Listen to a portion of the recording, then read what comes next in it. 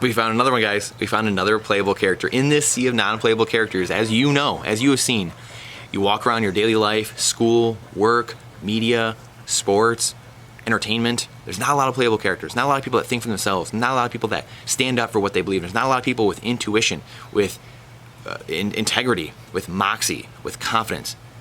Well, Big Sean Harris, one of my good buddies, is one of those people. I've had the pleasure to meet him last year at the first Bitcoin conference I was ever at, and I've got to hang out with him numerous times. And he is one of the most confident and caring people that I know. And he's not called Big Sean for no reason. He's a big guy. Former basketball player at Utah State, playing professional ball right now. And he's in our Bitcoin trading cards, which you'll see here in a moment when you start the interview. He showed one of the foil Big Sean Harris cards in our Bitcoin athlete series. So I am very honored to have Big Sean on with us. He is the host of the Halving party in El Salvador, coming up in, I believe it's end of March, early April. And get the details on that. We'll link to it here. And I'm thinking about bringing my family down. And hopefully we can make it. But I would love to see you down there. I know he would too, because it's going to be an incredible time going forward. And Big Sean is a big reason that the world is being orange pilled. Enjoy. Big Sean Harris, thank you, sir, for coming on. And by the way, I forgot I have to show you this. Look at that. Hopefully you can see that. Got my foil Big Sean. Man, a foil one? Trading cards. Let's go. Oh yeah, it's a foil. It's the hologram. Let's go. I need to get a foil one from Aladdin. I know. 52 500 right here, boys and girls. So get your Big Sean while they're hot. There's still some more out there. So thanks for coming on, brother. Appreciate you so much. I love hanging with you. I just appreciate you. Thanks for coming on, bro. Yeah, man. It's always a pleasure, dude. I mean, we've hung out. Where did we meet at? In Pacific? Pacific. Yeah. Bitcoin. Yep. That was cool. We went and did a workout. You, me, and Dante, and Larry, and Harry. Yep. And Harry. Yep. And then, and then we were chilling out in Miami a couple weeks ago. Yeah, we got to chill a ton, fortunately, in Miami, and man, it's just so fun. See, I think we talked about there too, but like you look around you, and the people that are in Bitcoin right now. I mean, quite honestly, we were just talking, which we can get into in a second, with just kind of the super cycle and the cycles and what's going on. What everyone was giving Dr. Jeff crap about this morning is, like the people in Bitcoin right now, truly, like in 5, 10, 15, 20 years, are going to be some of the wealthiest people in the world. And so you look around you and you're like, wow, these are some unbelievably amazing people. And you unfortunately can't say that about the leaders of the day currently in the fiat system. So it makes me think like, wow, what better people to be surrounded by than people that we all get to hang out with now that have ethics, morality, integrity, honesty, loyalty. Like, it's like, wow, it's how life should be.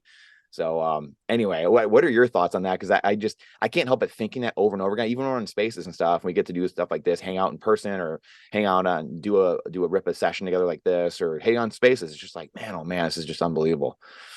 Yeah, dude, I think, imagine if, like, think about the owners of Apple stock in like the early 90s or whatever. And they're just sitting there like, yeah, this may work out, this may not work out. Or the owners of Amazon stock, who are like, no one's really ever, and obviously Bitcoin's not a stock, but it's fun to think about that type of thing when they probably weren't thinking, just buy more, like just accumulate more and more and more, They're just like, I don't know, maybe I'll get some Apple, maybe I'll get some Amazon, maybe I'll get some other stock.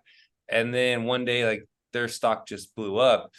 And the difference with Bitcoin is there's so much more of a thesis behind why Bitcoin will be successful than any other company. It's not a company, and we're watching the fiat currencies die every single day. You look at Lebanon, Argentina, Venezuela. We're watching those currencies die. We're watching fiat around the world get debased. Like, the dollar has never held its value ever. So it's fun to just be around people who recognize this stuff. And then we get to enjoy it because we're on that Bitcoin maxi, the laser eye side, and we're not part of the other side. That's just like the altcoiner that are looking to gamble, that are degen, that don't want to work for anything. They just want to get rich quick. And we're kind of on the other side where it's like, we're not afraid of working. We're not shying away from working. We want to work. We want to build. We want to create businesses on top of Bitcoin. And we will do that. And we are doing that. And if we want to, you can just hold your Bitcoin too. And just, so there's a lot of cool things that are going on. And like what you said, man, like the people, the social layer on Bitcoin is pretty amazing. I was just I was talking to one of my good buddies, Plan Marcus, last night. Mm. And, he was traveling through Latin America. Now he's traveling through Asia. And every country he goes to, like he just got to a new country. The guy hits him up. Hey, like come to our Bitcoin meetup on Thursday. Wow. Like what other thing can you do where you're that connected to people around the world and you can just make friends in an instant? So it's really cool. And so it's unbelievable. It really is. And that's, I definitely want to touch on that, some of just your travels and what you're seeing around the world. Because I think that's, you look at here, and I haven't even read Gladstein's book, Financial, Check Your Financial Privilege, which I think I have it somewhere, or I ordered, I can't remember, but I always come back to, like, I'm always referencing it because I know a lot about it, but I've never read the book, but you feel like the global South, everything is just, that's going to be the really the world, the global South that has a lot of the resources is going to be the world that keeps getting pillaged. It's been getting pillaged for hundreds of years, probably thousands of years, really. And then that wealth is extracted and moved northward, and just feels like that tide is reversing, and we're in for just such a global shock, a positive shock. But even some of your travels, I know you spent some time in the South, stuff like that. What are you seeing in the halving party too? I know I was going to talk about that toward the end, like what you're working on, but what are you seeing just in some of your travels and just kind of around the world as you hop around? Hey, really quick, I want to annoy the hell out of you with a quick little break to just remind you that we have to share the signal within the noise, because the algorithms hate truth. The algorithm hates truth. So we have to do all that we can to spread the signal. The faster we do that, the quicker change comes to the world. We need to be the change we seek to be. What are we doing? What am I doing? What are you doing to build a future? Also, if you want a written version of a lot of what we do here, please go to the description and find the link to our blog, our Substack, as well as you will see many links to either the work or the companies, the places you can find all the playable characters here that we talk to and how you can connect with them. So now back to the show. Thank you. Yeah, I think it's a really interesting what's going on. And obviously the people that, people in the United States and the West and Europe aren't going to recognize as fast the need for something like Bitcoin. If you're talking about like being sovereign from a government currency, like needing protection from your banks, where people in the US, we don't feel like we need protection from our own banks. We go to Argentina, no one puts their money in the bank, And so, I've lived in Colombia, I've lived in Honduras, I spent a couple of years in Honduras, I've lived in, I went down to El Salvador, I speak Spanish fluently. And so I think one of the biggest hurdles is just the fact that in the United States and in the West, people have higher salaries, So like when people do figure out what Bitcoin is, they can save more Bitcoin than someone from a country like El Salvador or like Honduras. And so I think that's what those countries, like if you're a leader in one of those countries, I think the whole goal is to be able to get people to where their salaries are higher, where they can save more in Bitcoin. And I don't know how you do that exactly. There's still a lot of people. There's a lot of people in the US that live paycheck to paycheck. There's people who make six figures in the US that live in San Francisco or live in New York that live paycheck to paycheck. And maybe they're mismanaging their money. Maybe they're, addicted to retail, whatever it may be. But there's people everywhere in the world that no matter what their salary is, they're going to be living paycheck to paycheck. And so I think what I've seen is use Bitcoin as your savings. And so try whatever you do it. Like whatever your work is, work at it. Don't like make Bitcoin, like just don't try to be trading Bitcoin. Don't make that your job. Like whatever you're doing for work, get better at that, make more money in your job, get a promotion, create your business and make that better, get more cash flow, save that in Bitcoin. Because Bitcoin doesn't produce cash flow. And I think that's what Bitcoin's not an investment in that sense. And that's how I look at it. It's not an investment. It's more akin to savings where it's not producing cash flow for you. What it's doing is it's preserving your wealth and it will expand your wealth over time. You just have to be patient. And it's not one of these Dogecoin, one of these Shiba Inu get rich quick coins, which normally ends up you lose the bag. Like you're just holding some big bag that you never, you just paid a bunch of money for something that rug pulled you. Yeah. And so it makes me think of Stefan Livera's tweet like a couple days ago, and you might have seen it too. But it was just it's like what's easy to do is easy not to do, right? Yes. The Bob Proctor, Jim Rohn thing, right? Like savings. Like we all grew up with that mentality, especially from our parents and grandparents. Like save, save, save. Made sense then because they had gold backing the dollar, and then then it started to not make sense. And I guess 64 or 71, depending. It takes silver out of the coins and gold out of the currency.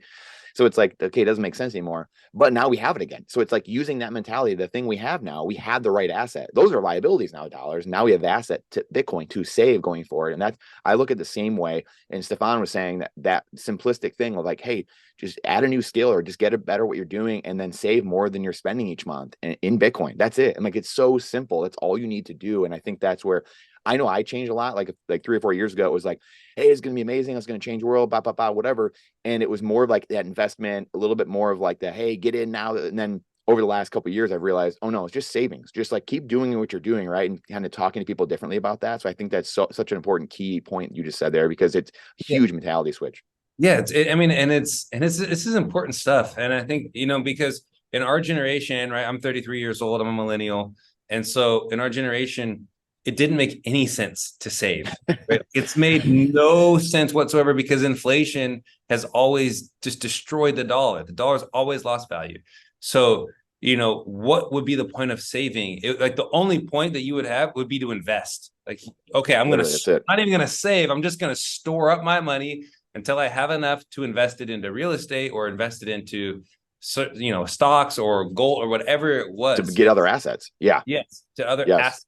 But to save in a money made zero sense until Bitcoin came around because what was the point? What was the point of saving in the dollar when I have 2 to 3% inflation every single year? And that's the target of the Federal Reserve, and that's the only stealing at 2% a year, stealing your wealth 2%. Yeah.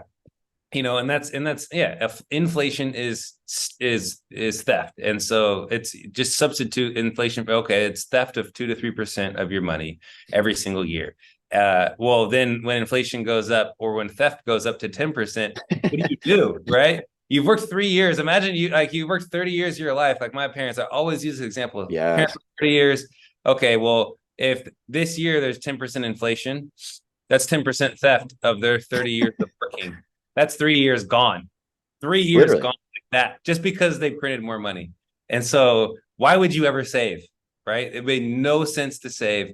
Like a penny saved is a penny earned, made zero sense in our generation. And now we're finally getting, it's like this whole circle is coming full cycle where now Satoshi created this thing and now we have an actual chance to save. And we don't have to be a financial advisor. We don't have to be I don't have to be a basketball player plus a financial advisor. I don't have to be doing whatever I do in my job and then a financial advisor on top of that.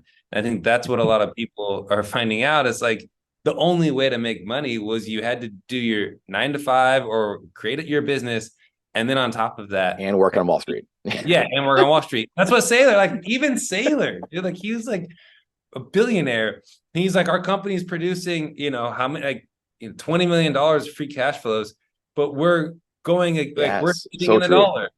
And so true. We had little to no debt. But you would have thought what they were doing was the right thing because they were saving their money. They weren't getting in a bunch of debt. They weren't leveraging themselves up.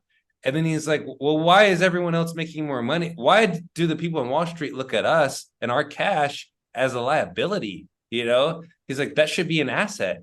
And so I love that you said that. I love that you said that because I have a balance sheet and like a rudimentary, like I kind of just keep, I don't track things down to like the cent. I just have like it's actually the Rich Dad, Poor Dad, the financial statement you can find online. And I just like edited it over the years to like kind of be my own, add some things in there, but it's the income statement, the balance sheet and like cash flow statement. So it's like a rudimentary, but I have all of our assets in there.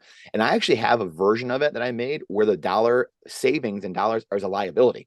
because Yeah. again, it's something that, like, we save in a liability we think is an asset. Most people, right? The dollar, fiat currencies. So when you put it in that term, you realize, oh boy, I gotta sell these dollars, like you were just saying, and go buy other assets with these. And I think that's what, and it makes me think of this guy the other day. It was on my TikTok, and I was like, and he's like, oh, like Bitcoin's only went up double since 2017. And I was like, yeah, you do realize the law of polarity, like the other side of what you just said, is the dollar lost half its value since 2017. Yes. Like, that's what you're telling me right now. It's like, Yeah. people just, it's so hard to, like, for people to get to wrap their minds around that.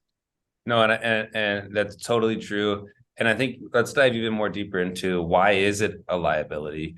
And if you want to go from the rich dad poor dad mindset, right? What is a liability versus an asset? A liability is something that puts money in, or a liability is something that takes money from you. Whether that's monthly, quarterly, annually, that's something that takes money from you. And an asset is something that puts money into your pocket, whether that's monthly, quarterly, whatever, annually. So why would the dollar be a liability? Well, because there's something called inflation, and inflation means that, if you have $100 in your bank account today, $100 in your bank account a year from now, well, if there's been 5% inflation, well, you have 5% less buying power a year from now, even though you have the same quantity of money in your bank account. And because you have less buying power, that's taken money out of your pocket. And that is, in essence, a liability. And so that's why the dollar or cash is a liability versus something like Bitcoin, because you lose buying power. And that's the whole thing that we're trying to solve, is how do we not only just maintain our buying power, but how can we even increase our buying power? And that's what Bitcoin does over the long run. And so this is like it's so simple, and it's so easy to, like, once you see it, you cannot unsee it. But when you haven't studied these things, when you haven't been trained on it, then it's really hard to understand, to put like 2 and 2 together of why the dollar is actually a liability and it's not an asset. Yeah, so well said. And that's where we're kind of coming full circle from where we started, which was like the global South. They see it right away. Like you mentioned, Argentina and Lebanon, stuff like that. They see it right away. But it's the financial privilege we have here in the West, where it's like, doesn't matter. It's not here tomorrow. So screw you, buddy. Like, I don't need to do it. I can play around this fiat game. It's wild. Absolutely wild. And even going on that is, like, the fiat games, they get bigger and bigger, right? So, like, you see it with, like, what are people trying to do now? What is every Zoomer trying to do right now? They're trying to hit some get rich quick scheme, whether that's, sports betting, whether it's gambling, whether that's, and I like to go to the casinos from time to time. Yeah, anything. Yeah. Only, like an OnlyFans girl, right? Like, doesn't porn's like a third of the internet usage, like everything, right? You can go down this whole rabbit hole. And then altcoins too, and that's and this is, even today, I remember, like, I think Dieter posted, he was like, dude, I'm tired of telling people about Bitcoin. And I was like, dude, I'm almost tired of telling people about Bitcoin too, because as soon as someone finds out that I'm a Bitcoiner, they go, oh, well, crypto, oh, my buddy flipped this altcoin to this, like 100x, he turned $10 to $1,000. And I'm like, dude, I don't care what, like, that's cool for him. Great. Right. I'm happy that you did that or your friend did that. But that's not life-changing money that he's making. And he's probably going to lose it because he's going to flip it into some other coin, and he's going to be holding some big bag. Like, and this is something that I've been wrapping my mind around for like the last year or more, is that Bitcoin is not a get rich quick scheme. And I think that's what turns people off of Bitcoin, is because they go, it's not a get rich quick. It's not. And so when you find out that it's not a get rich quick, the people who aren't willing to work, it turns them off. And that's actually a good thing, because it rewards the people who actually are willing to put in the work to study it. And then they realize, okay, this isn't a get rich quick scheme. So what do I have to do? I actually have to up my levels of what I am offering to society. I have to up whatever it is that I do. I have to get better at it. I have to become better at work. I have to become better at sales. I have to become better at marketing. I have to become better at all the things that I would want to do. I have to provide a better product or service to the community, to the economy. And then I can save more in Bitcoin. And that is how you do it. It's not about, building some trading scheme, developing these new bots that are going to flip altcoins into trading more Bitcoin. That is not, like, that is not the strategy for the majority of for 99.99%. Like we've seen the majority of people who try those games end up getting wrecked and losing, and they end up with less Bitcoin than what they had. Okay, you might end up with more dollars, but you'll have less Bitcoin. And so, and that's like the other thing. What do you measure your wealth in? Are you measuring your wealth in dollars, or are you measuring it in Bitcoin? Because you can make more dollars and have less Bitcoin, because Bitcoin's moving up so fast against the dollar, and the dollar's moving down so fast against Bitcoin.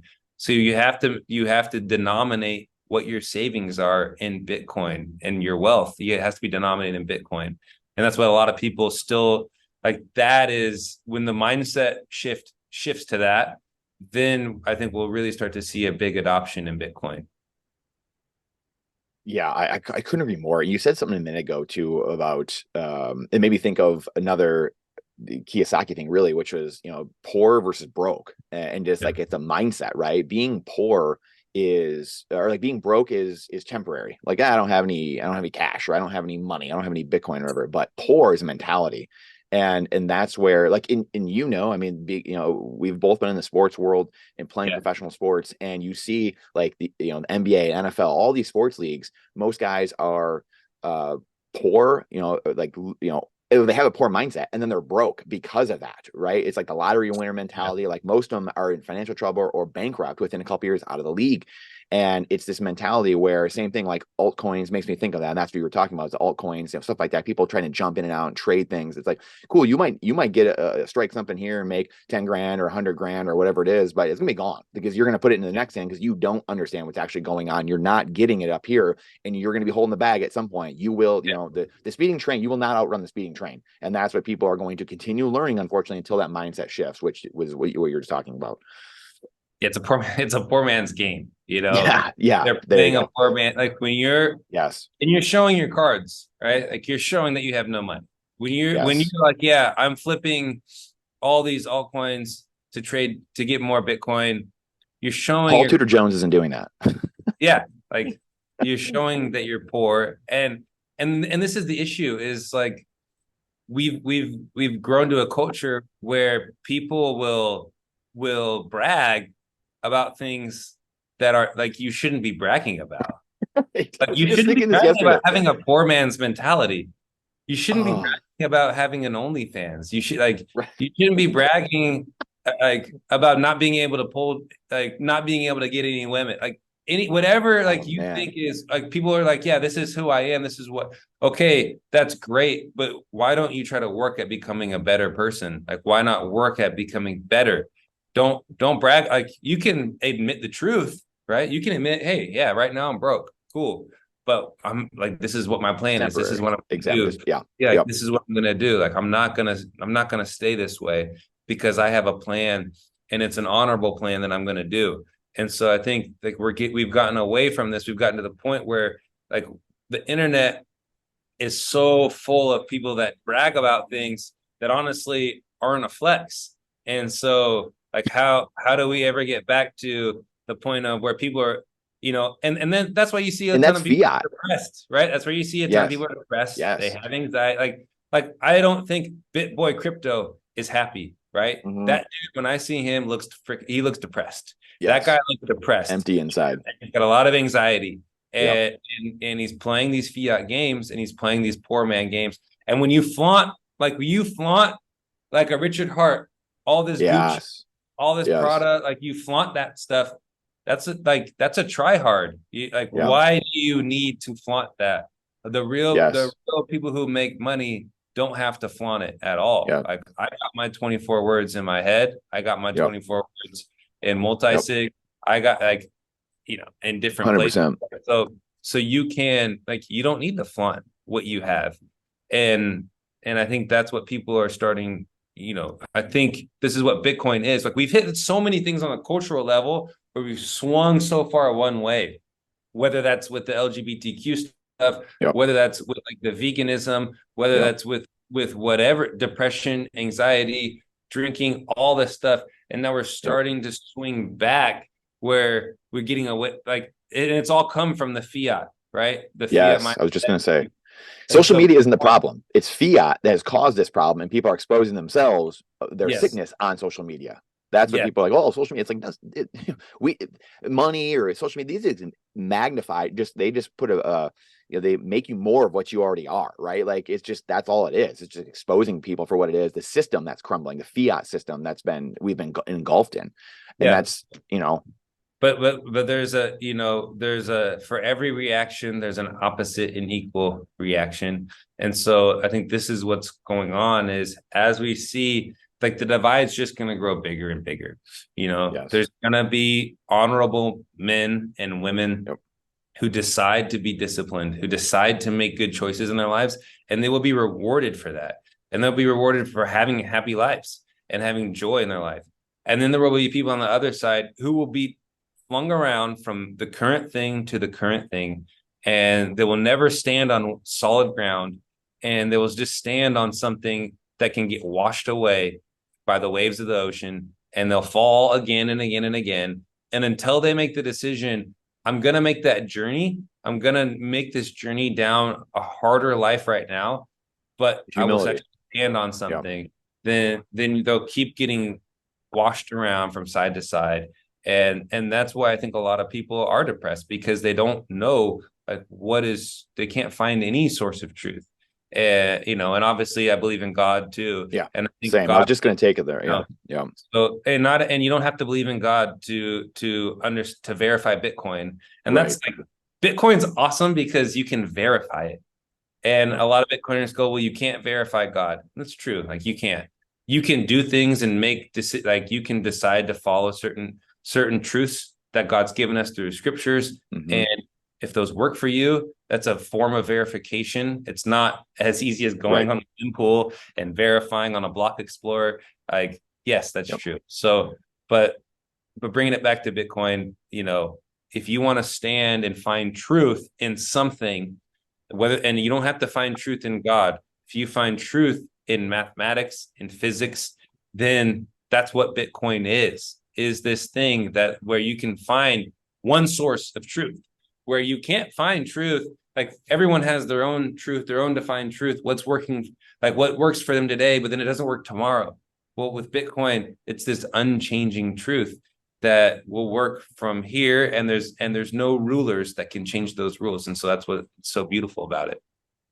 Yeah, it's well said. And the thing I've been saying to people, I don't know who said this, but it was just such a brilliant point because I'm the same exact way. And it's just like, hey, you don't have to believe in God. It's okay. I do. I'm Catholic. I have strong faith my entire life, and that's what guides me. It's a center. It's a guidepost for me. And I know, and I'm probably similar for you. I'm just gonna go on a limb here, but again, when you're alpha male, you're an athlete, that type of mentality, you have a little bit of that Genghis Khan in you, right? Like if it's like, if you're not guided by something, I'd be all over the place. Like I'd probably be in prison. Like if I didn't have the parents I did, and I didn't have God to keep me, I'd be all over.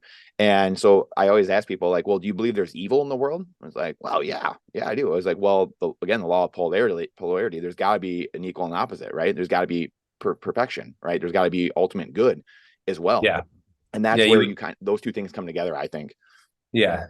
And that's what I said. Like there's opposition in all things. And so whether that's another journey, right? Like if you believe in, like that's a journey that everyone's got to run themselves. It's the same with Bitcoin. Like you don't you can't, like, as much as we talk about Bitcoin, as much as it makes sense to us, and as much as we've studied about, thousands of hours down what is the Federal Reserve? How did money come about? We used to have a trade and barter systems, and then we needed money because, well, it made more sense. It made the economy more efficient by having the most saleable thing, which would be money. Because if I'm selling cows and you're selling chickens, well, what happens when you need cow and I don't need chickens? Well, then you're screwed, So then we need to have money, and that makes the economy more efficient. And so, this is what's cool about Bitcoin is like, it's this whole other rabbit hole that you can go down. But you have to be willing to go down this journey. And that's the thing is, if you're not willing to go down the Bitcoin rabbit hole, if you're not willing to go down what is money journey, then you will never learn about it. and you'll be punished because you're not financially literate. And there's nothing that we can do about it, right? There's nothing that I can do to make someone go down this rabbit hole. But you will go down it, whether you want to go down it now, whether you want to go down it in 10 years, you'll just end up with less Bitcoin. And so that's just up to every individual. And that's what's so cool about Bitcoin is the people that start to understand it, that are willing to take the risk and take the journey, are rewarded now. Because in 10 years, then you'll like think about how much more we'll know about money in 10 years from now. Think about how much farther ahead of the game we'll be, how many more businesses we can start and use. If you work internationally, how could you have an international business and not implement Bitcoin? Like I look at Apple, who just turned down, like who just canceled Dom from Noster's client Thomas because there's Bitcoin tipping. How could you be an international business and not only not accept Bitcoin and not use Bitcoin to some extent, but then at the same time stop people from using Bitcoin on your platform? Like, how short-sighted are you at that point? Man, it is wild. Short-sighted is a great word. I mean, that really is. I think about in kind of wrapping some of the Christianity angle and stuff like that. It makes me think of a couple of things, like you said, some biblical verses of the poor will always being among us, right? People that are going to keep getting punched in the face, and they keep wondering, they can't figure out they're in a fight. It's like they keep getting punched in the face, and it's just like, hey, the poor are always going to be among you. And what that means a lot of times to me, again, is that's what's so amazing about the Bible. It can mean a billion different things. Every reading can mean a million different things, and it's being meek, being humble, and saying, hey, I don't know everything, instead of sitting there just getting punched in the face over and over again, like, nope, I'm not in a fight. Nope, I'm not in a fight. And just getting your clock cleaned over and over again. Like, what's going on? Right. Like, so building on rock, which you kind of mentioned too, it makes me think of that in the Bible as well. Obviously, like building on a solid foundation, building on rock, building on Bitcoin, instead of this moving goalpost, 3,000 variables at the same time, fiat currencies we have. It's just, the analogies are endless. But I will say that, like, I know probably about 10 priests, like young priests under 40 years old. A lot of them just ordained in the last few years. Unbelievable guys. Like, some of them into Bitcoin, and very, I guess I'll say conservative, because that's kind of like the terms people know nowadays, but traditional, like conservative. The pendulum, like you said, made me think of that. That's why, like, the swinging back the other way, very almost violently, and a lot of young priests and how they talk and the sermons they give are unbelievable, and you're just like, wow. And they don't do it in a like fire and brimstone way. It's very eloquent. It's very like, it's really amazing to see this transformation going on in churches and what's happening, because it really is switching. It's going to take 10 years, 20 years, like you mentioned. It's going to be, you can get to it 10 years from now, or you can start the journey now. But it just makes me think of all that, just like, wow, we really are in this fourth turning, this change of cycles. It's fascinating. Yeah. There's just no stop to the growth that's going on right now. No. So it really isn't. So when you coming back to athletics really quick, so like I laugh every time I see like a contract, like, oh, he got paid 200 million or he's getting paid. I'm like, I just laugh. I'm like, yeah, how much Bitcoin does he have though? Like, that's gonna be worthless. Like, I laugh so hard. Like, do you get the same, like, you chuckle when you see some of these contracts? People are like, whoa, like whatever. And I'm like, cool, that's gonna be worth like 2 Bitcoin in like 10 years. Like, that's nothing. It's a pile of trash. Yeah. I mean, if they're smart, right, they'll allocate $1 million to Bitcoin if they're even just somewhat smart, right? The issue is that how many of these people, here's the issue. We believe, oh, if I'm an athlete, I need to have a financial advisor because I'm going to go broke on my own. But what financial advisor is telling people to self-custody their Bitcoin? Like, there's no financial advisor, because that's antithetical to his job. He wants to custody all of your stuff for you and then take a percentage. And so he wants that BlackRock ETF bad. Yeah, he wants the BlackRock ETF. And then he can tell you how many more dollars he's made for you. Okay, well, how much more money have you made? How much money? Because when I think about money, the only money I know is Bitcoin. And so how many more, like, who cares about many more dollars you created for me? And so I think, like, gone are the days where it used to be, okay, like we transitioned from athletes are going broke to, they made a couple $1 million in their careers, then they go broke. Then it goes, no, these guys, now they're all getting financial advisors and they're making, hundreds, somewhat like the best ones are making hundreds of millions of dollars. It's amazing. And I'm happy for them. And they're going to be fine. Honestly, whether they get Bitcoin or not, they're probably going to be pretty fine because they're going to have so many assets. But in the same vein, there are other athletes who are making millions of dollars. And this is what I would say is gone are the days where you thought that you didn't have to study money. And that's you can't just throw this up to a financial advisor. You can't throw this up to some person who knows about money. You can't even throw this up to you and me. You have to do this. It's a journey you have to go on yourself. And that's what I think a lot of people, they want to outsource everything in life. You cannot outsource your financial literacy. And I think this is what a lot of people are going to learn little by little is like, oh, I can just custody it with Celsius. I can just custody it with BlockFi. I can custody it with whoever. Well, if you do that, like buyer beware, right? Beware that you can get rug pulled. Beware if you put your money in a bank that you can get rug pulled because the government will debase your currency. And so like you have to be aware of all the risks that are associated with your money. And if you self-custody Bitcoin, then that's where there's no third-party risk at all. And so this is what I think a lot of people, like this is what the crypto people that are turning into Bitcoin maximalists are learning. This is what we've already learned as Bitcoin maximalists. It's so simple. If it's not your keys, they're not your coins. But it takes you a whole journey to understand why this is important because you are the sole proprietor. You're the only person that's responsible for your own knowledge, for your own financial literacy. And there's no one else that can do that for you. Like you cannot outsource your financial literacy. And that's what we're all learning now. Yeah. So well said. I feel so comforted listening to you, and you say all that so well. I mean, I always love when you break that stuff down, whether it's here, Twitter Spaces, or whatever. This is just speaking of Twitter Spaces and stuff like that. What are you? I know we mentioned the Halving party, stuff like that, but like Meme Factory, how did that? I don't think I've ever heard your kind of quick story and like how that came about. Meme Factory, how that kind of came together, Laser Eyes, all that. Like run that down for me selfishly because I don't think I have that story. No, it's honestly. So with the Meme Factory, we're a bunch of Bitcoin maximalists, and there's 12 of us. We started out with a little bit smaller of a group and then added a couple of people on, which has been really good. And really what's happened, we got really lucky. We were all into Bitcoin. Most of us are class of 2017 and, I'm class of 2019, but I started really studying in 2017. I watched the whole ICO phase go on. Mm-hmm. Watched these rug pulls, right? Charlie Lee rug pulling Litecoin.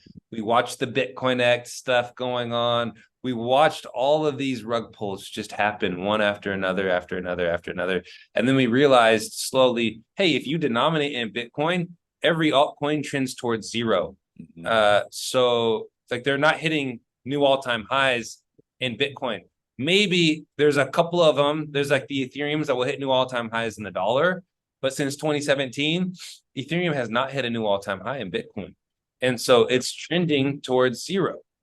And so that's what we started to notice is we switched we started switching our unit of account from the dollar to Bitcoin. And as we did that, it was like, oh, 1 Bitcoin equals 1 Bitcoin. And so, slowly there was the Toxic Happy Hour group actually first. And that was with Pubby and Anders. And we were all like, a lot of us were memers. So we became friends because we would meme about Bitcoin. Yeah. We would meme and hate on the fiat economist who would say, oh, Bitcoin crashed. And it's like, oh, well, zoom out. Amazing. Right? What are you talking about? Yeah, like zoom out. Like it crashed from when? It crashed from yesterday? Well, it didn't crash from 5 years ago. It's doing really good from 5 years ago. And so are you that high time preferenced where you only look at charts from 6 months ago, or do you look at the whole long run? Because if Bitcoin is what we think it is, you got to zoom out, not till 2140. You got to zoom out thousands and thousands of years ago. This isn't a church that's being built in one generation. This is a church in Germany that's being built over 500 years. This is multiple generations that are coming along to build this. And so so we became really good friends because Pubby and Anders would add us into the Toxic Happy Hour group. Then we were all memeing, and we created our own called the Meme Factory, because Pubby and Anders kind of had Toxic Happy Hour. They were doing great. They had the Toxic Happy Hour YouTube show, which not many people know about anymore. Yeah, true. And that's where we would all, as the memers, we would hop in their YouTube shows. They would go live, and we loved it. It was one of the best chats, because we just get in there and chat and have a good time. And then what ended up happening was we ended up making our own Meme Factory, and because they were killing it with their YouTube, and now they're killing it on Spaces. And so then with the Meme Factory, we kind of created our own thing. And one day, we decided to do Pedro made this meme, who's one of the guys in the Meme Factory. He made this meme, and he wanted someone to add laser eyes, and Chairforce added laser eyes. Then Chairforce had this idea, hey, we should have like laser raid to 100K. And we did it when Bitcoin hit 50K, which is below right now, which is totally fine. And so we added it to our profile pics, and then it caught on like wildfire, and everyone started adding it to their pictures. And it was just a ton of fun, because then we started adding. I remember there was one Saturday, like we did it, and then RD released this meme. It was like the Simpson meme, and it was like everyone had laser eyes in this bar, and then everyone started asking for laser eyes. And so I remember there was one Saturday, just totally the whole day on one Saturday, I was on Twitter. People were asking for laser eyes, and I would just boom, add laser eyes. Next person, add laser eyes. Next person. It was like 6 hours straight. And it wasn't just me. It was everyone in the meme fight was just helping people get laser eyes. And then before you knew it, in like a week, it was like, dude, freaking Senator Lummis had laser eyes. Taylor had laser eyes. And then he followed all of us. And we were like, whoa, like we were like little kids on Christmas Day.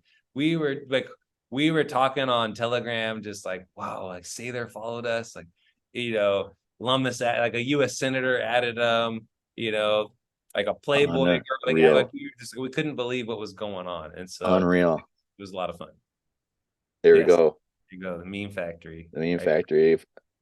Yes. So good. So amazing. Another little and then it just worked out, because like the guys in the Meme Factory, like randomly, we just gel really well together. We all kind of have our own specialties, and we bring them together. It's honestly, and we have Becca too. So not just the guys, but the lady. And they're some of my best friends. When we've been talking since like 2020, right? And now it's 2023. And honestly, I consider that, like, in the Meme Factory, we're talking our chat every day. And they're some of my best friends. So I really do enjoy it. And I wouldn't be the same. My Bitcoin journey wouldn't be the same without them. And so it's that social layer, right, that we talked about before. Yes. Social layer, when you start finding people who are going down these rabbit holes at the same time you are. And that's what really brought us together, is we would talk all the time, and we still talk a lot. But during those days, like, we were all trying to figure out Bitcoin. We were newly formed maximalist. And so we were just all talking, trying to figure this thing out. And it was like things were just firing off. And we're like, oh, there are other people out here that are out in the world that are like us. And so it made you just feel a little less crazy, because before I got to Bitcoin Twitter, before I met a lot of these people, I was started to feel like I was crazy. Like, everyone around you in your life is kind of like, what are you talking about, right? They're like, there's nothing wrong, like, the world's not on fire. What do you mean? Like, it seems like there's something wrong, and there's a solution. no one else sees this. But maybe I'm wrong, and that's used to Mugatu and Zoolander taking crazy pills. Exactly. Taking crazy pills. I know. Oh man. So it's been that's kind of I know I kind of went a little long-winded on there, but I'm happy that I've been able to meet some of my best friends in the Bitcoin world. And obviously I have other best friends from other places, but those have been my best friends in this sense. So yeah, well, man, it's again, this is a whole nother rabbit hole you could go down, but quite honestly, a lot of my real life friends or people I grew up with that, I don't talk to a lot of them as much anymore. Like a lot, the Bitcoiners and the ones I talk to, like this new group of friends that, have very shared aligned values, and a lot of the things I shared with people were just like, oh, we grew up in the same area, or, like we Yeah. just happen to be neighbors or whatever. And it's definitely shifted. It's definitely, shifted towards people that are like-minded and thinking. And I don't know who said this, but they were like, are you countrymen with someone because you live next door to them? Or are you countrymen with someone because you share the same values? And I was just like, wow, like it was like a couple of years ago I heard that. And I don't think it was a Bitcoiner. It was someone like completely off in a different space. I don't know what it was, but I was like, wow, I never forgot that. I still like talk about that from time to time because that's what it is, truly, right? I know, and I do have, and that's cool, right? I would say my best friends are my friends that I made in college, Utah State, ones that I played basketball with. A lot of us played basketball overseas. Yep. We lived together in college, and so those are still my best friends. Been through the wars together. We do share a lot of things together. I've been able to help lead them down that orange pill path and help them start on their journey. So cool. But yeah, those are definitely my best friends that I trust forever. And then I'm getting new best friends with Bitcoin, which is really cool as well. I would never give up any friends or family members for Bitcoin, but I definitely would hope that I can help bring them along and help them see the changes that are going to happen with the money. And if you're prepared, then it's not as scary. And I think that's what is the issue is you can get really scared if you're not prepared. Imagine if we didn't have Bitcoin and we just learned these things about like the financial system. What would you do? What would you do?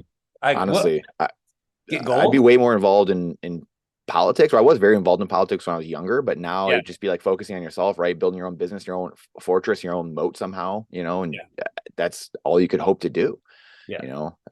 That's it. What are you most excited about in Bitcoin? Like, is it just like the change of society is kind of like what we've been talking about a lot? Is it lightning? Like, is it a macro thing, micro? Like, what's something on your radar right now that you're like, man, I'm so excited about this thing that's kind of coming down the pike here? Or is it something more long term? Like, what kind of excites you the most? And then I do want to touch on this cycle thing and some of your thoughts on the cycles or super cycle and kind of where the halving plays with that, and then leading into the halving party too, obviously. So, what are you most excited about? Well, I've been using Lightning since 2020, like heavily. So I'm not like, to me, it's just like Lightning's just is here, it's not new. Like it's not new at all. It's been here and it's been working for me for 3 years. I guess, what am I the most excited about? I think, honestly, I'm the most excited about what the changes that Bitcoin will bring to the world. I feel like the more and more I study it, the more that I go, wow, the US and like these monetary institutions that have kind of raped and pillaged third world countries, that have given them shark loans, and now these countries have a chance to actually stand up on their own 2 feet. And I never knew, right? And I said this earlier, right? I lived in Honduras from 2009 to 2011, and I saw the corruption. I lived in the most dangerous city in the world, right? I saw dead bodies. I saw people that were had just got killed. It was the most dangerous city in the world at that time, in San Pedro Sula, Honduras. And those images get burned in your brain. Like you don't forget that. But I left there with a lot of questions too, right? Like why? Like I realized there was corruption. I realized there was certain corruption in the police force and politics, and it made sense. And then that's why these gangs were kind of running everything, because they had the money. But I didn't understand why or where it all came from or how it was propagated. And because I don't know why I was born in Sacramento, California, right?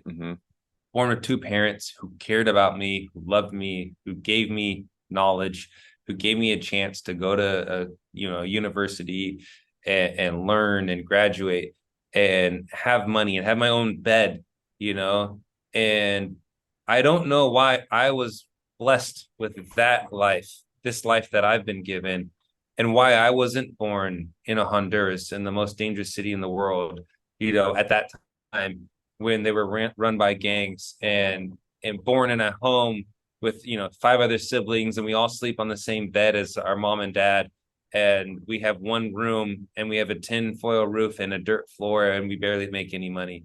I don't know why, right? I have no clue. I don't, and I'll never know why. And those were the questions that I had, like, what? It doesn't seem fair, you know? And so what I am most excited about with Bitcoin is I think it brings fairness back to the world. And I think it brings fairness to everyone, no matter where you're born. You have a chance to be plugged into this financial world, and you have a chance to be able to make it out of the situations that you're in, where before it didn't seem like that. And that's why I think El Salvador is so important, because it's a real life experiment. It's a real life trial. Is Bitcoin going to help? Bukele already got rid of the gangs, and the safety in the country is amazing, And so now, is this thing called Bitcoin going to actually bring this fairness and equity to a country who never stood a chance before, because of these loans and these shark loans and these things that were brought down from the United States, and these gangs that overran the country? And so it's what I'm most excited about is, does the regular kid who's growing up in some random country somewhere across the world who doesn't even speak English, does he have a shot now? Do we get to experience like the genius that he may have? Think about all the kids that could have changed the world, but just like they had the genius, but they grow up in a situation where they can't change the world. And so they don't get the benefit. He doesn't, and we don't, right? We all lose. We all lose. We all lose in that situation. Yep. And so I think that's what I'm most excited about, is we finally get, hopefully, and this probably won't happen in the next 10 years, the next 20 years. It's probably going to happen 100 years down the road, where doesn't matter where you go in the world, but we all have an equal chance at becoming great. We all have an equal chance at changing, at making our own little changes and putting our dent into the world, and putting like our fingerprints on the world and making a change. So I think that's what I'm the most excited about with Bitcoin. That is so cool. Yeah. Wow. I can't say any better. That is too cool. What, in saying that, I know I touched on the super cycle stuff here in a second, but Halving party. So what's some of the plans, for that, what you're working on there? Yeah, I'm super excited for the Halving party. And this is something that back in 2020, obviously I was around, I started buying in 2019. The Halving was something that really, like, when I started to understand Bitcoin, a big thing for me was the Halving, because I realized that Bitcoin goes up every cycle. The high from last cycle is low. So the high from this cycle is always higher than the high from last cycle. And the low from this cycle is always higher as well than the low from last cycle. And that was when I started to realize, oh, okay, it's volatile, but in a 4-year time frame, which is based on the Bitcoin Halving, it becomes more scarce. And because it becomes more scarce, then the price goes up. And so it was something that was so simple, and that started to make me understand what Bitcoin was doing and why it was going up on a 4-year cycle. And so as I started to understand that, then I was like, well, this only happens once every 4 years. And during the Halving, I was really excited in 2020, right? I was like, okay, like, this is the Halving. What are we doing? And it was like, we were watching Anthony Pompliano drink a beer on YouTube. And I was like, well, this is dumb. This is really dumb. Like, this needs to be better. So I was kind of mad at that point, but I was still kind of, unknown. And I still feel like I'm, compared to some of these huge names in Bitcoin, I still am unknown, which is great. I don't need to be someone that's known. I just want to be able to provide something to Bitcoin itself. Yep. And so then in 2021, that's when we did the Laser Eyes. We started the Meme Factory podcast, and I was like, guys, we should do a Halving party, because no one's doing a Halving party, and someone will do one. So why don't we just get on it first? And they all kind of laughed at me like, dude, that's in 2024. I'm like, guys, we got to plan this now if we're going to do this right, So then on our podcast, we just tell everyone, hey, we're doing a Halving party. You guys should come, blah, blah, blah. everyone kept saying, yeah, we even brought Sailor on. He was like, yeah, but obviously we didn't have a time or a place yet. And then last summer I was like, okay, I got like either we do this and I'm just gonna do this myself and just go down there and find a venue, or we'll never do this. And so I think the guys weren't as happy that I ended up spending not a ton of money, but a decent amount of money going down there. I brought like a guy who would record with me, a photographer, right? A couple other guys who I would need their help with just to kind of get me guided on what we need to do. And we went up and down El Salvador I was down there for 10 days. We spent about a week of those 10 days going up and down the coast, talking to venues every single day, trying to find the right place. And we found this place that is unbelievable. It's right on the beach. It's got over 500 rooms. We ended up partnering with them. It's beautiful. We partnered with them. So it's unlimited food, unlimited drinks, whether it's alcoholic or not. And so we just are going to have a blast out there.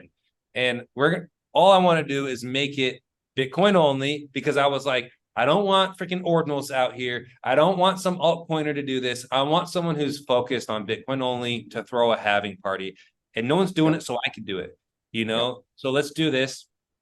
I wanted to make sure that it was focused. The focus was on Bitcoin, not the price of Bitcoin, not some random thing, not the meme factory. I wanted to be focused on what Bitcoin actually is, and then be able to provide just a fun time, but not a fun time where it's like the Ethereum's dancing like furries on stage.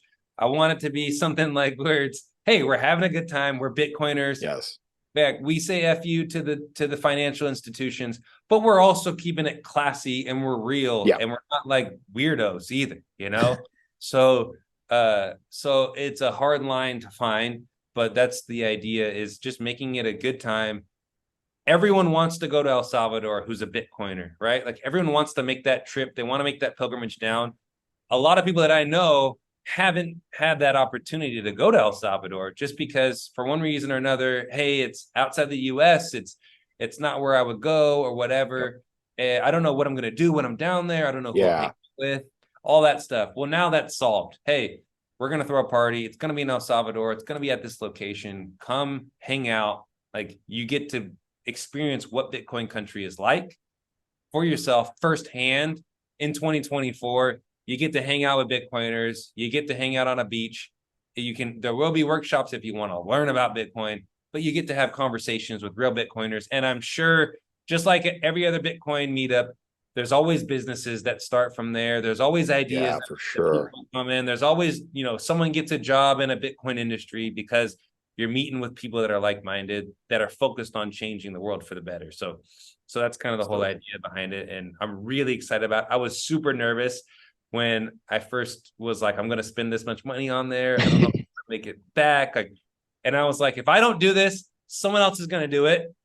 When I turn 80, I'll look back on my life and regret that I didn't have the balls to do this. So I'm going to have the balls, and I'm going to nut up, and I'm going to just do this.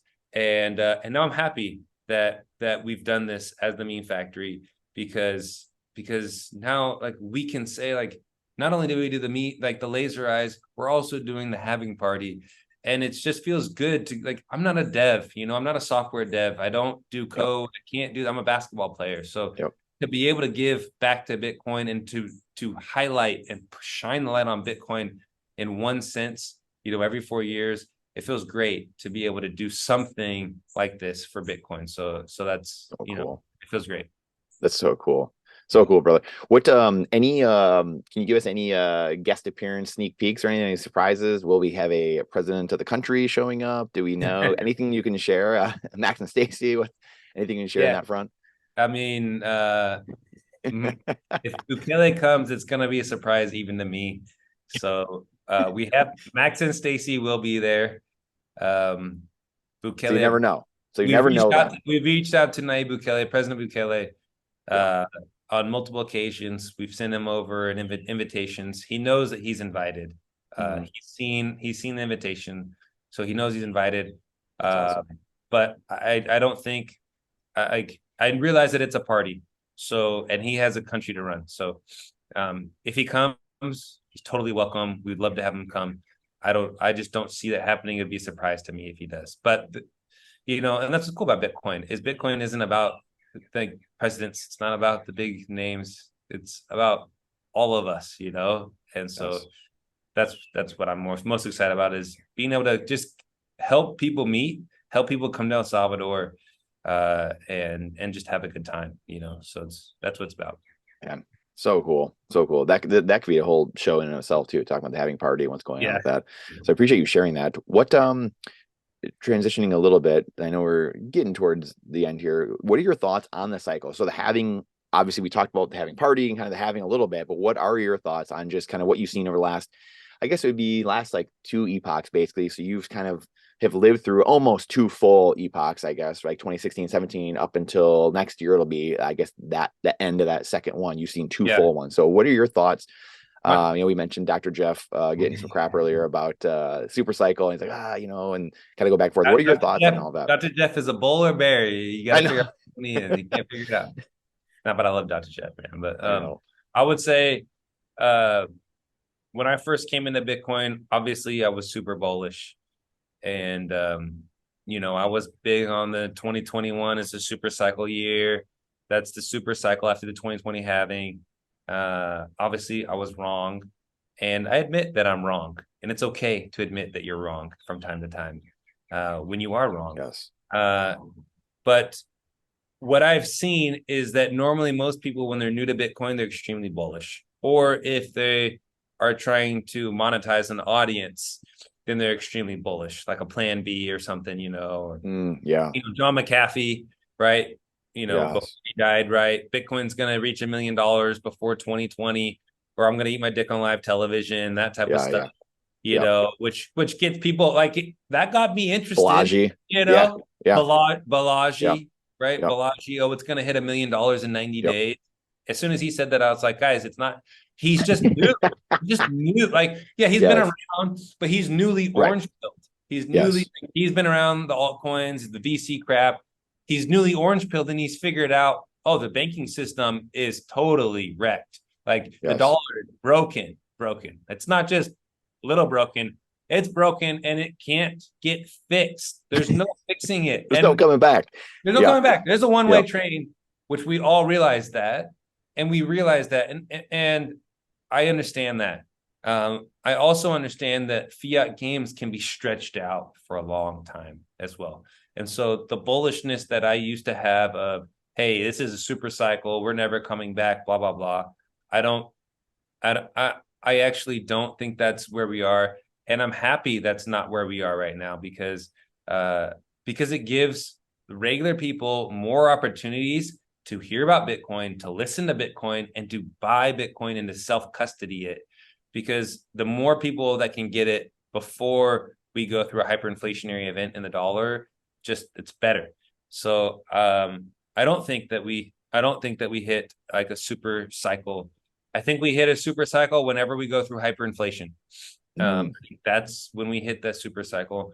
And I don't think that's it. I don't think that's going to happen in 2024, 2025. I think we will go through a lot of inflation this decade. I think there's going to be they're going to raise rates like they just did. And it kind of worked for the CPI. And they're watching the CPI, whatever the CPI means. And that's a whole that is. If you believe that that's how inflation is truly measured. But if you're throwing out half the stuff that people actually use, then how is that a true measurement of inflation, which is a whole nother topic. But CPI is going down right now. And so the Fed is thinking, hey, our measurements, and I know you don't want this to be macro, but this is where we're getting to. We can do it for a second. The Fed is thinking that this is working. Raising rates works, right? Because everything for the Fed is a guess. They thought, like all this money that we're stimulating the economy with won't cause inflation. Well, they were wrong. And then when they found out that they were wrong, then they go, he never knew. And then we have to raise rates. Well, then we're going to hit a recession again pretty soon.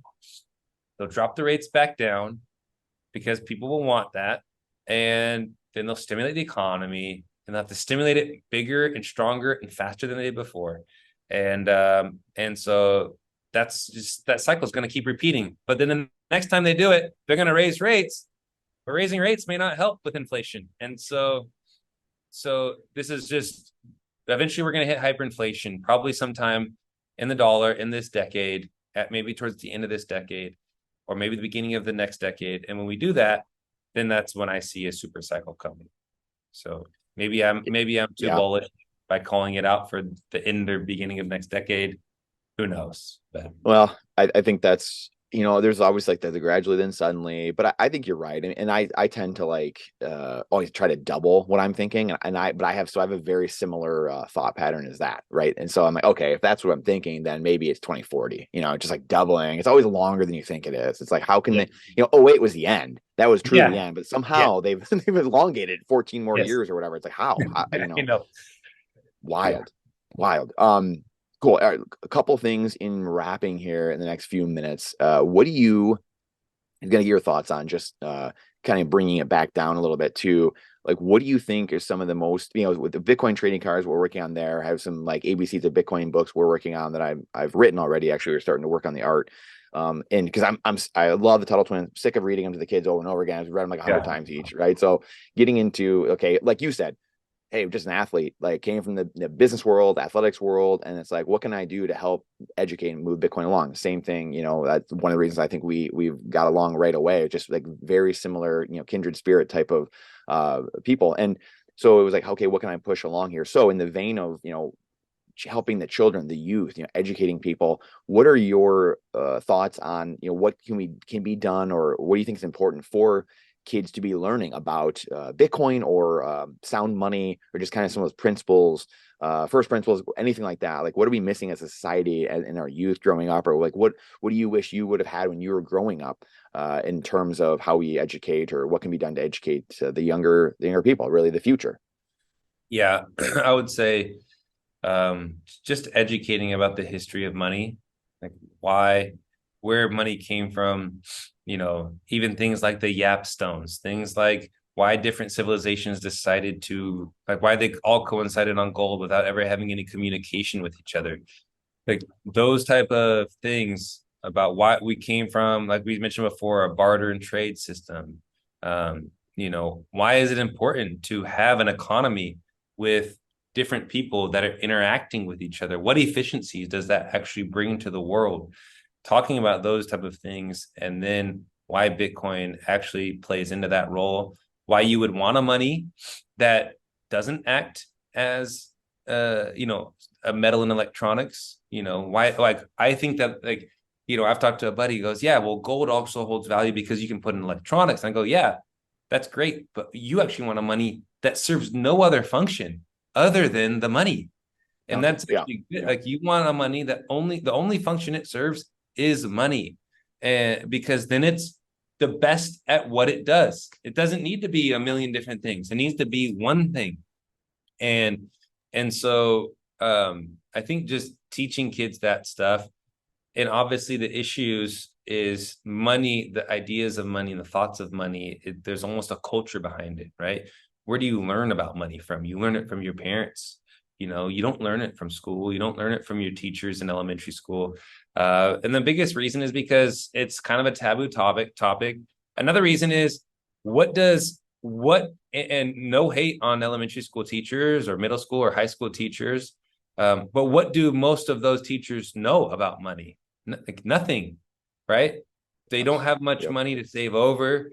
They don't, in the United States, we don't pay teachers very well. So they're not thinking about investing a ton. They're just putting in their 401k like everyone else does and hoping they have a pension through the state. And so, like, what could they possibly even know or be incentivized to learn about money that they could even teach me? And so they can't learn much about it. And there are a few who do. I'm not going to say all teachers don't know anything. There are a few who do take an interest into it and learn about it, and that's awesome. And they can teach that. But I would just say understanding those small things first, like building on sound money principles, building on why it's important to have a fixed amount of money, even like flipping the whole Keynesian thing on top of its head, which is you need inflation. Like the rule number one of Keynesianism, you need inflation for an expanding economy, or else it won't function. It's like, well, the Austrians disagree. So Yep. why could you have a money that's deflationary in nature? And could that actually work? Those type of things that you need to explore are really important. And then as you explore those things, then you get into Bitcoin and you get into things that matter in Bitcoin, and then you start to learn how to self-custody, which is looked at like it's really hard, but it's more just about freedom and responsibility, which as Americans, we should love freedom and responsibility. And that's what Bitcoin provides. So yeah, I think those are the most important things. Man, it's too cool. I love the answers people give with those questions, because it starts to get visceral, and the emotion comes out. I love that. Lightning round a couple like questions. It doesn't have to be one word answers necessarily, but kind of lightning around it as we're wrapping here. What did you study to become who you are? Or books, resources, videos? I knew nothing about money. I knew nothing about Bitcoin. I knew nothing about stocks. I knew nothing about bonds. None of this. The Fed, didn't know what any of this was. I literally started from zero. I was just a basketball player. So honestly, and this is what I tell everyone, if I could figure it out, anyone can figure it out, because I didn't have any formal training. It's all been self-taught. And the way that I learned was, one day I just got obsessed. I don't know why I got obsessed about figuring out money, but the thought hit my head, and it was, if you are going to go and work for this stuff every single day, you should learn about the stuff that you're working for. And because if you don't know about it, what are you working for? Why are you working for it? And so that thought just kept hitting me, like, learn about the thing that you're working for. Learn about the thing that you're working for. Learn about it. Learn about it. And finally, I was like, okay, I don't want to be poor. I don't want to be broke. Like, I'm spending all this money that I make, and I'm tired of spending it all. There's obviously something that I'm getting wrong here. And so I realized it, and I guess I was humble enough to realize that I had a problem. And so what I studied was, I just studied everything that I possibly could. When it's great that we live in an age where we have TV, we have books, we have the internet, and we have podcasts. So I just did like the most normie thing possible. Someone told me to read Richest Man in Babylon, which is a great read. That was the first book I ever read about money. And it was literally, the money that you make, don't spend more than what you make. And then, so save that money. And then the money that you save, make that money make money for you. So make the money work just as hard as you worked to get that money. And once you start doing that, then I was like, okay, I can make more money than what I spend, but I don't know how to make the money that I've saved make more money. I didn't know how to do that, So then I read Rich Dad Poor Dad, obviously. And that was like, oh, you got to get into real estate. So then I got into real estate, and I started doing that. But at the same time, I knew about Bitcoin. I knew about all these other things. And I was watching CNBC every single day. I had it on the background. I'd wake up in the morning and I would just, boom, turn CNBC on all day long. I would watch it.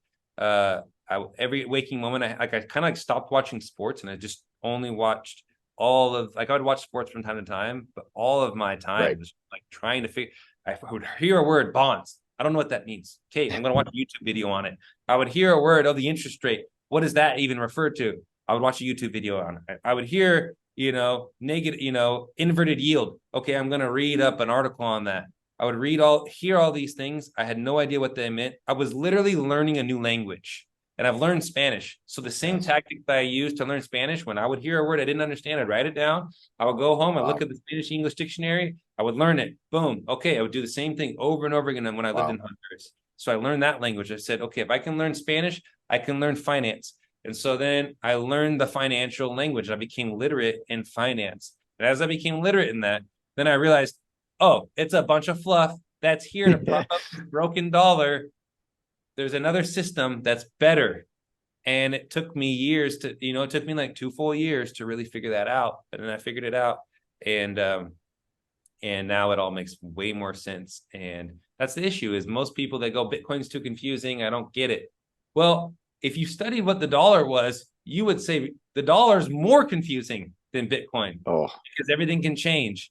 And that's what's cool about Bitcoin, is it's a set of rules without rulers that are unchanging rules, where the dollar has a has rulers that will change the rules to benefit themselves and to punish the people who aren't making the rules, and you get screwed and stolen from every single day.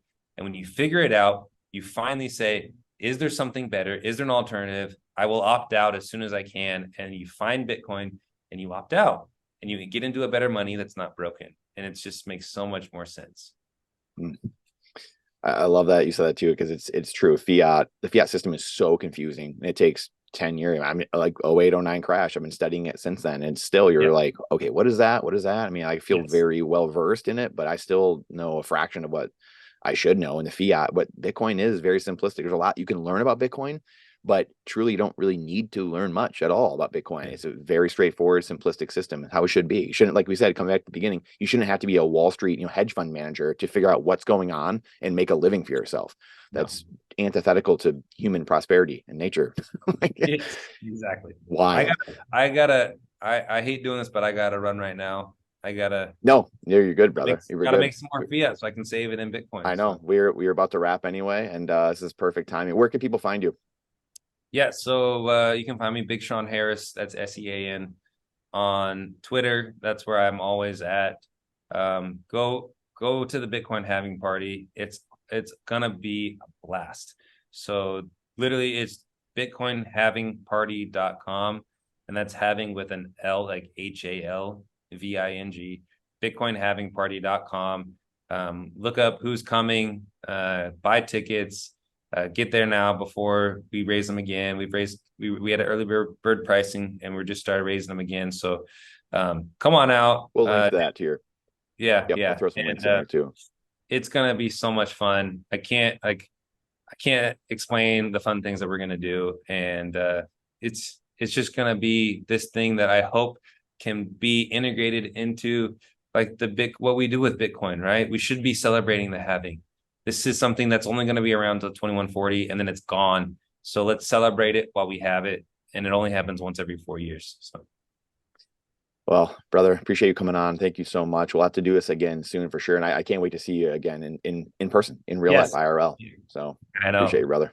Yeah. Oh, and then listen to the Meme Factory podcast. We do that every Thursday at 7:30 p.m. Eastern. We go live on YouTube. So, and you're on Spaces a lot too. People can find you on Spaces, everything. So appreciate you, dude. Okay, thanks, Brandon. It's been awesome. John. I told you, with another playable character that is an athlete. Believe it or not, I mean, decades ago, you'd be hard pressed to find athletes with a noggin like that.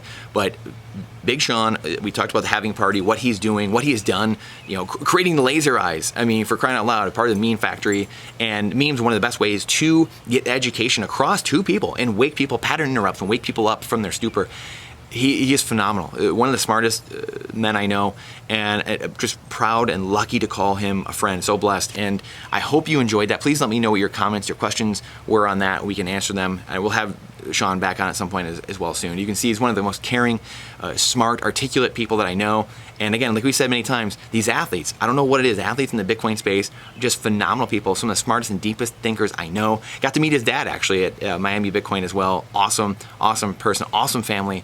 And so glad I could have him on. So glad he joined us in our Bitcoin series and agreed to be in that, and really enjoying those. I got a few of them, and I'm going to have to make a trade with him or send him one. I think he needs a holographic one or a foil of him. So anyway, appreciate you, Sean. Thank you for coming on. Look forward to doing it again soon. I look forward to seeing you soon, and I look forward to seeing all of you soon. Take care. Until next time.